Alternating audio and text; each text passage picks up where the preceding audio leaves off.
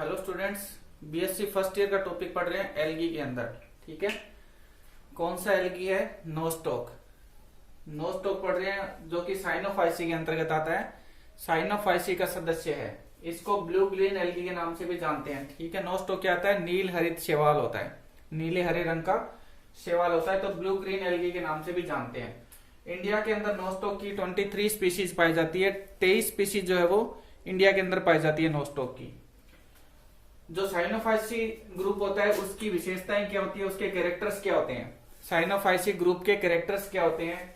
तो ज्यादातर जो साइनोफाइसी के सदस्य होते हैं वो प्रोकैरियोटिक होते हैं। इनके अंदर जो न्यूक्लियस होता है वो प्रिमिटिव टाइप का होता है। ठीक है ना, प्रिमिटिव टाइप का न्यूक्लियस होता है और ये प्रोकैरियोटिक होते हैं। ऑटोट्रोफिक होते हैं। ऑटोट्रोफिक होने का मतलब ये अपना भोजन स्वयं बना सकते हैं, स्वयं पोषी होते हैं।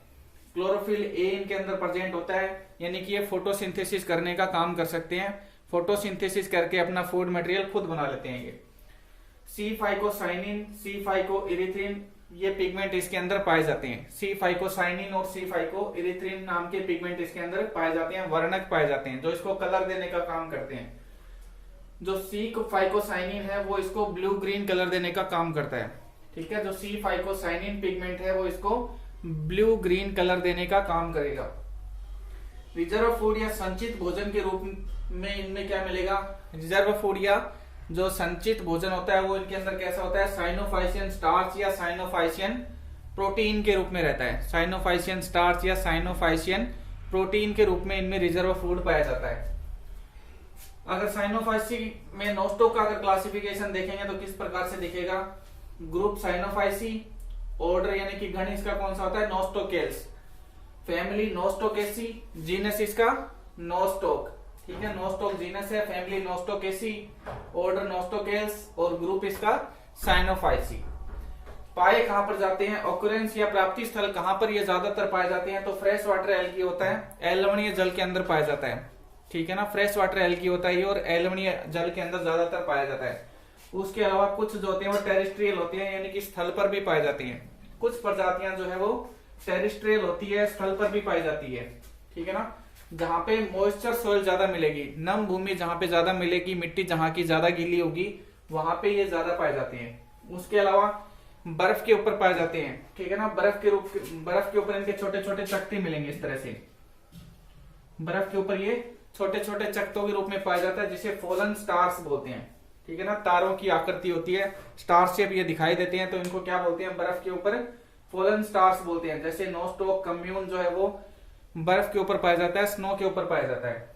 कुछ जो होते हैं वो एंडोफाइटिक होते हैं, यानी अधिपादपी होते हैं। हिंदी में इसको क्या बोलेंगे? अधिपादपी। ठीक है ना, कुछ कैसे होते हैं? एंडोफाइटिक, यानी कि दूसरे प्लांट्स के अंदर ये पाए जाते हैं। एंडोफाइटिक का मतलब क्या होता है? दूसरे प्लांट के अंदर पाए जाते हैं ये। जैसे नोस्टोकोलिमा जो है एक स्पीशीज है, नोस्टोकोलिमा, ये लाइकेन्स के अंदर पाए जाते हैं। नोस्टोकोलिमा कहाँ मिलता है? लाइकेन्स के अंदर ज्यादा पाया जाता है। उसके अलावा नोस्टोक पंक्टिफोर्मी, नोस्टोक पंक्टिफोर्मी ये साइकस की कोरोलोइड रूट के अंदर पाया जाता है। ठीक है ना, नोस्टोक पंक्टिफोर्मी कहाँ मिलता है? साइकस की कोरोलोइड रूट के अंदर पाया जाता है। हिंदी में इसको बोलते हैं प्रवाल मूल। साइकस का जो प्लांट है आपको सेकेंड ईयर में पढ़ने को मिलेगा, उसके अंदर जड़ें पाई जाती है इस प्रकार की, कोरोलोइड रूट्स होती हैं जिनको प्रवाल मूल बोलते हैं। इसके अंदर छोटी छोटी गांठें रहती है। ठीक है ना, छोटी छोटी गांठों के रूप में ये पाया जाता है। तो साइकस की जो कोरोलोइड्स रूट होती है उन रूट के अंदर ये आपका नोस्टॉक पंक्टिफोर्मी पाया जाता है। प्रवाल मूल के अंदर प्रवाल रूट जो होती है उसके अंदर पाया जाता है ये।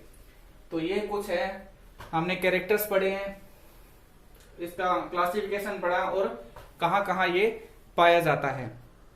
देखते हैं नोस्टॉक की सेल की स्ट्रक्चर। ठीक है, नोस्टॉक की जो सेल की संरचना होती है, कोशिका की संरचना होती है, वो किस प्रकार की होती है? तो सेल में आप देख रहे हो कि दो वाल का बना हुआ रहता है। जो सेल होती है वो सेल दो वाल से बनी हुई रहती है। जो आउटर वाल होती है उसको हम आउटर लेयर के नाम से जानते हैं या आउटर लेयर बोलते हैं, और ये सेलुलोज से बनी हुई रहती है। जो इनर लेयर होती है वो म्यूकोपेप्टाइड से बनी हुई रहती है। ठीक है ना, जो बाहर वाली जो परत होती है उसको आउटर लेयर बोलते हैं और ये सेलुलोज से बनी हुई रहती है। अंदर वाली जो परत होती है वो उसको इनर लेयर बोलते हैं और ये म्यूकोपेप्टाइड से बनी हुई पाई जाती है। ठीक है। अब हम एक सेल की स्ट्रक्चर देखते हैं कि एक सेल में क्या क्या चीजें प्रेजेंट होती है। तो ये एक सेल का डायग्राम है बीच में बिल्कुल। तो इसके अंदर जो ऑर्गेनाइजेशन होता है, सेल का जो ऑर्गेनाइजेशन होता है, सेल का जो संगठन होता है वो प्रोकैरियोटिक टाइप का होता है, ठीक है ना। सेल ऑर्गेनाइजेशन कैसा होता है, प्रोकैरियोटिक टाइप का होता है। प्रोकैरियोटिक टाइप का होता है। इसमें क्रोमोसोम्स नहीं पाए जाते हैं, क्रोमोसोम्स एब्सेंट होते हैं। जो न्यूक्लियस होता है वो भी प्रिमिटिव टाइप का होता है, मैच्योर न्यूक्लियस इसके अंदर नहीं पाया जाता है। जो प्रोटोप्लाज्म होता है वो दो तरीके का प्रोटोप्लाज्म सेल के अंदर पाया जाता है। एक प्रोटोप्लाज्म जो बिल्कुल किनारे किनारे पे अरेंज रहता है, यानी कि पेरिफेरली अरेंज रहता है, वो क्या कहलाता है, क्रोमोप्लाज्म, ठीक है। उसको हम क्या बोलते हैं, क्रोमोप्लाज्म बोलते हैं। ये बिल्कुल किनारे किनारे पे अरेंज रहता है। दूसरा जो प्रोटोप्लाज्म होता है वो बिल्कुल सेंटर में पाया जाता है, मध्य में पाया जाता है। इस प्रकार का प्रोटोप्लाज्म क्या कहलाता है, सेंट्रोप्लाज्म कहलाता है। और ये कलरलेस होता है, रंगहीन होता है ये, ठीक है, रंगहीन होता है। उसके अलावा रिजर्व फूड के रूप में इसमें साइनोफाइसियन ग्रेन्यूल्स पाई जाती हैं और साइनोफाइसियन स्टार्च पाई जाती है। राइबोसोम्स जो होते हैं वो 70S टाइप के राइबोसोम इसमें पाए जाते हैं। 70S प्रकार के राइबोसोम्स इसमें देखने को मिलते हैं। डीएनए जो होता है वो फिलामेंटस होता है, यानी कि तंतुओं के रूप में डीएनए पाया जाता है, फिलामेंट के रूप में डीएनए देखने को मिलता है। तो इस प्रकार का डीएनए क्या कहलाता है, फिलामेंटस डीएनए कहलाता है, ठीक है। उसके अलावा सेल के अंदर छोटी छोटी लेमेली पाई जाती है, पटलिकाएं पाई जाती है। सेल के अंदर क्या मिलती है, छोटी छोटी ग्रीन कलर की लेमेली पाई जाती है। ये लेमेली फोटोसिंथेटिक लेमेली कहलाती है और ये फोटोसिंथेसिस करने का काम करती है, प्रकाश संश्लेषण करने का काम करती है। तो एक सेल के अंदर हमें ये चीजें देखने को मिलती है। इसके अलावा जो नोस्टॉक होता है उसके अंदर कुछ कोशिकाएं ऐसी होती है जो बाकी कोशिकाओं से बड़ी होती है और ये ओव्यूल शेप होती है, अंडाकार होती है। कुछ कोशिकाएं बाकी कोशिकाओं से थोड़ी बड़ी होती है। इन कोशिकाओं को हम क्या बोलते हैं, हेटेरोसिस्ट बोलते हैं। ऐसी कोशिकाओं को हम क्या बोलेंगे, हेटेरोसिस्ट बोलते हैं, ठीक है। जो हेटेरोसिस्ट टर्मिनल साइड में पाया जाता है, मतलब जैसे नोस्टॉक में यहाँ पे मैंने 3 ही सेल्स बनाई है, लेकिन नोस्टॉक का जो संरचना होती है वो चैन के रूप में होता है, तो बहुत सारी कोशिकाएं उसमें पाई जाती है। तो सबसे ऊपर वाली कोशिका या सबसे एंड वाली कोशिका, उन कोशिकाओं को टर्मिनल हेटेरोसिस्ट बोलते हैं। उनको क्या बोलेंगे, टर्मिनल हेटेरोसिस्ट। तो जो टर्मिनल हेटेरोसिस्ट होता है उसके अंदर एक पोलर पाया जाता है, एक पोलर पोर पाया जाता है, यानी कि एक ध्रुवीय छिद्र पाया जाता है। उसके अलावा जो हेटेरोसिस्ट बिल्कुल सेंटर में होता है, केंद्र में होता है, उसमें आपको 2 पोलर पोर देखने को मिलेंगे, ठीक है।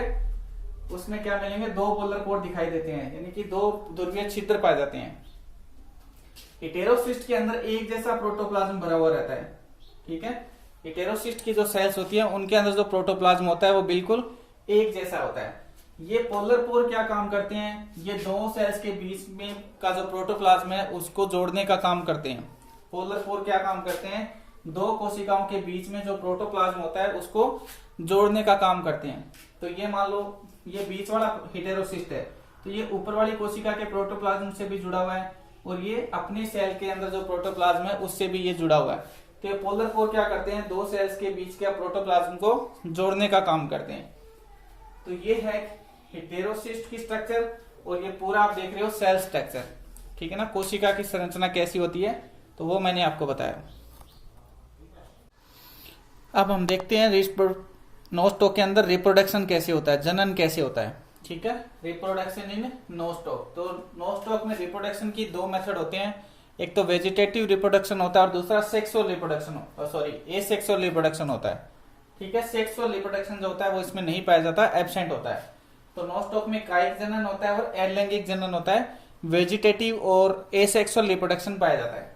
वेजिटेटिव रिप्रोडक्शन जो होता है वो 2 मेथड से होता है, एक तो फ्रेगमेंटेशन यानी कि विखंडन विधि से होता है और दूसरा हार्मोगोनिया बनते हैं।